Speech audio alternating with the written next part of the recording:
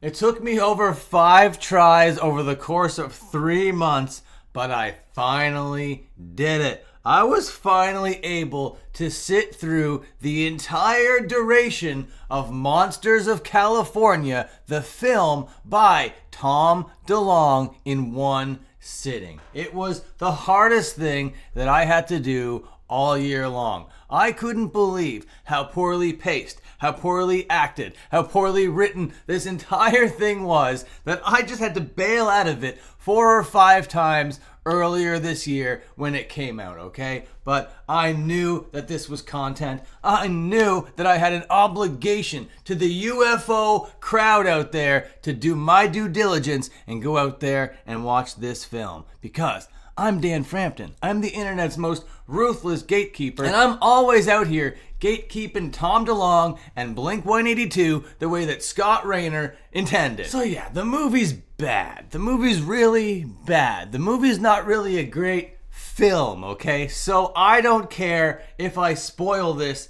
at all. I do not think that you should go out and watch this movie. So I'm going to be talking about it. And if I happen to give away some key plot developments, if I happen to divulge some very integral character development, then I gotta say that I'm not really so sorry, because it wasn't really done artistically or subtly in any way, shape, or form. This is Tom DeLonge we're talking about, okay? So of course he's setting this film in California. Of course the ensemble is going to be a bunch of like stoner suburban bros. That's exactly what this guy knows, right? And they listen to punk rock. You hear like, oh, there's some Descendants here. Oh, this thing has some punk rock attitude, this film. But that's all just like surface level stuff that you would expect that Tom DeLonge would sprinkle in there, okay? But this film starts with 3 stoners going on a ghost hunt, and they get a ghost right away. It is the worst CGI that I've ever seen, and these characters are talking to each other in ways that people just do not talk. They are the dumbest characters. They say the stupidest things. They do the stupidest things. None of this makes any sense whatsoever. But apparently the protagonist out of this group of stoners is this guy named Dallas, okay? Now Dallas has a dad. His dad is missing, okay? And his mom is moving on rather quickly. His mom also happens to be a bit of a god nut. So there's a little bit of drama and tension there in the family. And you'd expect, oh, this is going to be good. This is going to shape our character. This family dynamic is going to really give us an idea of who this Dallas guy is. These actors are going to emote, right? No, they try to argue. It just falls flat completely. They start arguing about God at one point, and then Dallas goes, God could be a sea of energy for all we know. And it is just the silliest line in the world. It makes no sense to the argument. And you can tell it's just Tom DeLonge writing in all the things in his little script that just go on in his little mind. That's what an artistic vision is. Go ahead and do that, Tom DeLonge. You're just doing the most surface level, I read one book type stuff I've ever seen in my life. God could be a sea of energy for all we know. Give me a break. So the film starts as a ghost film, so that leads to our stoner group wanting to do this seance. So they're out there doing a seance to contact Dallas's dad. Because if they contact Dallas's dad through this seance, Dallas will have closure knowing that his dad is dead because he contacted him through a seance. That's the kind of brain work we're dealing with here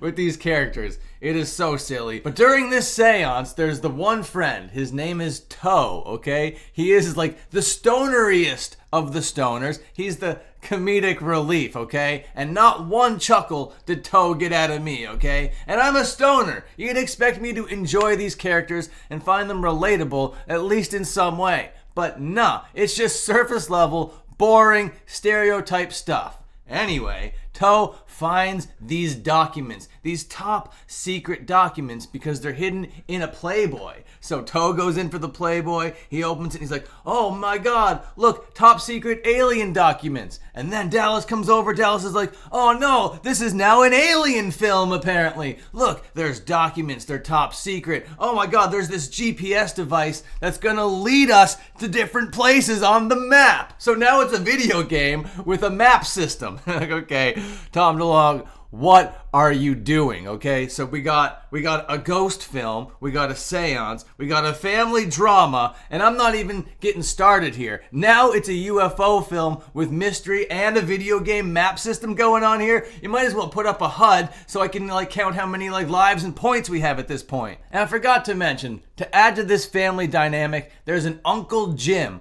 Uncle Jim is in the military and he's looking for these documents. He's looking for this GPS system because Dallas's dad, well, he's an alien boy. Not that he's an alien, but he knows about aliens, okay? He's had contact with aliens, and that's why he's gone missing, is because of his contact with aliens. So you're just like, oh my God, this is so forced down my throat. And now Dallas has a job as a barista and he meets a girl. Yeah, all of this is going on in the first like half hour of this film. No time, air, or space is given to anything for it to sink in with the audience. It's just like this thing, and this thing, and this thing, and ghosts, and aliens, and UFO, family drama, Uncle Jim, military, missing dad. You're like, oh my God, Tom DeLonge. Give me a break, bro. So anyway, what was I saying? Dallas, the main character, has a job as a barista. A girl comes in. Yes, now there's a will they, won't they whole romantic element to this thing. She dares him to leave the job and take her on a date and show her the beach. And he's like, bet, you know what? I'm going to go do that. Shows her the beach. And he's like, yo, here's the beach. I know about aliens. And for some reason, that's not treated like a crazy thing to say on a first date. It's just like, oh, dude, your dad's missing and you see aliens dart across the sky sometimes? Romantic, bro. Anyway, let's continue on down this plot while I have you here. Dallas goes in to see Uncle Jim. He has all this stuff. He has the documents. He shows Uncle Jim the documents. Uncle Jim locks up the documents. He's like, you can't see these. You can go to jail for having these. So then Dallas is all like, yo, dude, you're sus. I was coming to you thinking you were going to be chill. I'm not going to show you the GPS. And then Uncle Jim's like, yo, is there anything else? Dallas is like, nah, of course not. Puts the GPS in his backpack. He skedaddles. He takes that GPS. They go on a road trip. The girl that he met in the coffee shop is also going on this road trip, leading them down the road of this GPS. They're out there in this open world action RPG on their way to the spot in the map that's marked Bigfoot. Yes, now it is a Bigfoot movie. Now we're on a Bigfoot hunt. How many goddamn kind of tropes and ideas is Tom DeLonge trying to shove down this one film? It's absolutely crazy. And we haven't even got to like the inciting incident that's going to cause the climax of this story to happen. There's just all these elements all over the place, Tom DeLonge. Focus. What the hell is going on? Now, I gotta mention that I'm not much of a film buff. I don't watch a lot of movies anymore. I know what a story is. I know what plots are. I know character development when I see it, okay? And for some reason, I don't need to watch a lot of films to be able to tell that there is just trope on top of trope on top of trope here. There's not a whole lot of original ideas. But Uncle Jim knows that they have the GPS, okay? So he like has them followed. So now they get to the Bigfoot campsite, okay? And now we got like a horror movie on our hands, like a low budget B film kind of thing going on here. An ensemble cast of stoners and a girl that are gonna go out there and get slaughtered apparently by Bigfoot. That's the kind of vibe we're getting. We're like, okay, now it's a horror movie. And they go through this cave system. They find Bigfoot. Yeah, Bigfoot is there. He's a big slobbery guy, okay? There's a scene where Bigfoot pees all over Toe's face, and you're supposed to think that this is funny, but it's not even anything. It doesn't even seem halfway believable. But this is where they meet. I don't know how it happens. I like blinked that I missed it, but like Bigfoot turned into this government agent that the government's also looking for, that knew Dallas's dad, that was like, hey, I was Dallas's dad's partner or whatever. They were in the Air Force together. It's a good thing I'm paying attention. It is clear that Tom DeLonge wanted to make 10 different films, but instead of pacing out 10 different films, he just crammed it all into this. This was like, you know how like the X-Files was mostly about aliens? It would like start with an alien episode in the season, and then you might get another couple alien episodes near the end, but the bulk of it was like paranormal.